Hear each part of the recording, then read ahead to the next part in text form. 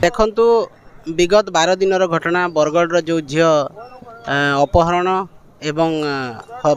मारणांतक आक्रमण होता एवं हॉस्पिटल रे वर्तमान मध्य तार होश आसी ना से झीर तार न्याय पाई तार पीड़िता झीर तार अपराधी को गिरफ करने दीर्घ 10 दिन हेलानी पुलिस हाथ बांधी बसी एवं कौन सी प्रकार तांकर कार्यकलाप जना पड़ूना संदेह घेर पुलिस प्रशासन तांकर भूमिका तेणु आज बरगढ़ बासी अंचलवासी सामाजिक अनुष्ठान एवं विभिन्न राजनीतिक दल भारतीय जनता पार्टी छाड़ी बाकी समस्त दल आज मिसिकी ये आंदोलन करिछु। धर्मघटर डाकरा दिखाई बरगढ़ पूरा बंद कराई तथापि मध्य पुलिस निद भांगु ना तेणु निश्चित भाव में सरकार तरफ भारतीय जनता पार्टी सरकार तरफ आज चाप सृष्टि कराई